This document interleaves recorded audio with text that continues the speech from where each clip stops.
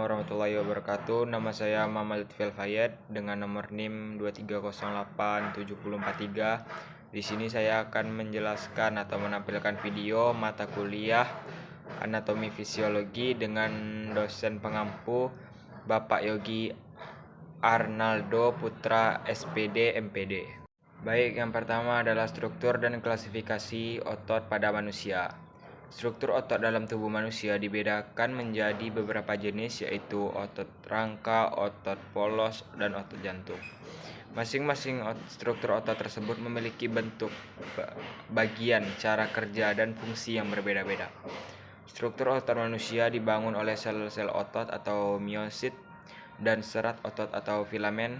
Serat otot sendiri terbagi menjadi dua jenis, yaitu serat otot tebal, aktin, dan serat otot tipis, miosin. Keduanya berfungsi untuk mengatur kontraksi dan relaksasi otot.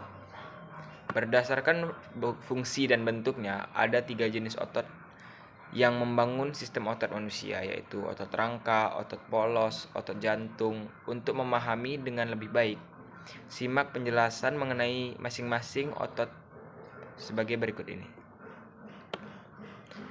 Yang pertama yaitu struktur otot rangka. Otot rangka adalah otot yang menempel pada tulang.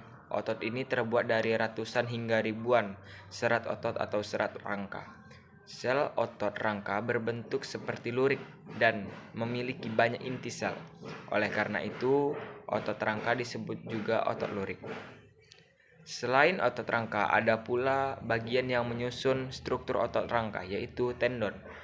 Bagian pangkal otot yang menempel tulang, epimysium, lapisan yang membungkus satu jaringan otot, filamen otot, serat yang mengandung aktin dan miosin, fasciculus, sekumpulan serat pada otot, kompartemen, kumpulan fasciculus, perimysium, lapisan pembungkus satu fasciculus, endomysium, lapisan yang membalut setiap serat otot. Fungsi utama otot rangka adalah untuk menggerakkan serta menjaga postur dan keseimbangan tubuh. Selain itu, otot rangka juga berperan sebagai tempat menyimpan asam amino yang dapat digunakan oleh organ tubuh untuk membuat protein. Kemudian ada struktur otot polos. Otot polos adalah otot yang ditemukan hampir seluruh bagian tubuh. Sel otot berbentuk menyerupai gulungan benang dengan satu inti sel di tengahnya, sedangkan seratnya berstruktur halus. Berikut ini adalah bagian yang menyusun struktur otot polos. Filamen atau serat otot terdiri dari aktin dan miosit. Badan padat atau density body untuk mengikat antar serat otot. Saraf otonom untuk mengontrol kerja otot polos secara otomatis. Kemudian struktur otot jantung. Otot jantung adalah otot yang hanya terletak di jantung. Sel otot ini memiliki ketampilan seperti lurik yang hampir sama dengan otot rangka. Tetapi bentuk sel otot bercabang hanya memiliki satu inti sel. Ada beberapa bagian yang menyusun struktur otot jantung, yaitu epikardium, lapisan luar tipis yang mengelilingi otot jantung, endokardium, lapisan yang menyelimuti otot jantung bagian dalam. Baik.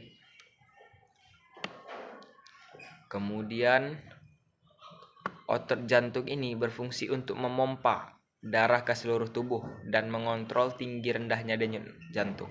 Sama halnya dengan otot polos, otot jantung bekerja secara otomatis atau tidak sadar karena kontrol oleh saraf otonom.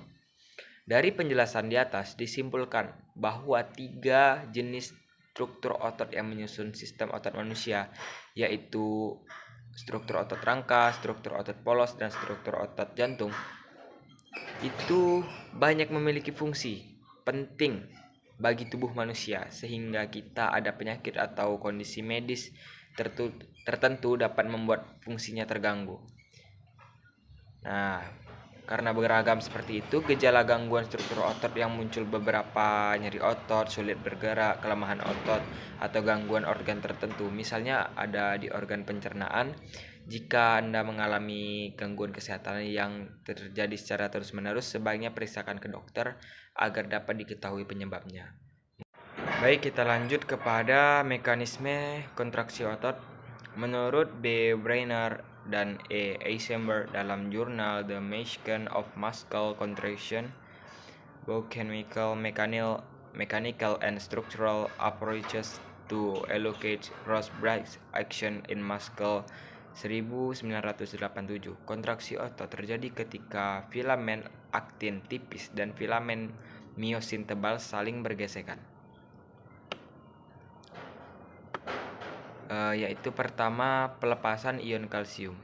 Mekanisme kontraksi otot dimulai dari sistem saraf pusat sebagai pusat kendali tubuh.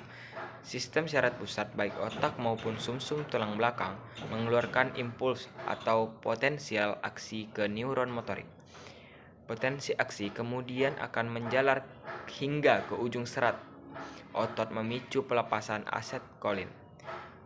Dilansir dari BioNinja, asetkolin kemudian memulai depolerasi di dalam sarkolema dan menyebabkan retikulum sarkoplasma melepaskan ion kalsium atau Ca2+. Kemudian kita lanjut kepada pembentukan jembatan silang aktin dan miosin. Setelah pelepasan ion kalsium, mekanisme otot masuk ke tahap selanjutnya, yaitu pembentukan jembatan saling antara aktin dan miosin. Ion kalsium yang dilepaskan kemudian berikatan dengan troponin. Hal tersebut mengaktifkan aktin dan memberikan jalan untuk saling berkaitan miosin. Miosin yang berkaitan dengan aktin membentuk suatu struktur yang dinamakan dengan jembatan silang. Kemudian pergeseran aktin dan miosin.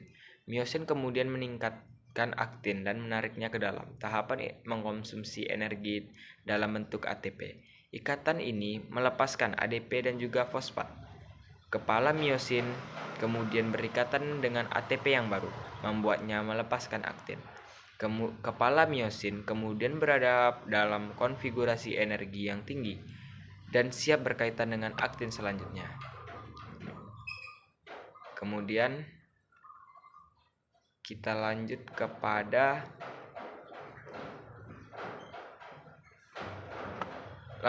dilansir dari Medical Library Text, kepala miosin bergerak menarik aktin bersamanya menyebabkan sarkomer memendak atau otot berkontraksi. Penarikan aktin oleh miosin inilah yang membuat serat otot memendek dan berkontraksi sesuai dengan impuls yang diberikan. Ada saja fungsi protein di dalam tubuh. Pergeseran aktin dan miosin terus berlanjut membuat otot berkontraksi dan memungkinkan manusia untuk bergerak juga mempertahankan kerja organ. Kontraksi otot baru juga akan berhenti jika sinyal neuron motorik berakhir. Berakhirnya sinyal yang akan menghentikan retikulum sarkoplasma untuk melepaskan ion kalsium, dan semua ion kalsium yang masih tersisa dipompa kembali ke dalam retikulum sarkoplasma. Hal tersebut menyebabkan ikatan kalsium dengan troponin terhenti, secara otomatis juga menutup situs pengikatan antara aktin dan miosin. Baik, mungkin itu saja yang bisa saya sampaikan. Assalamualaikum warahmatullahi wabarakatuh.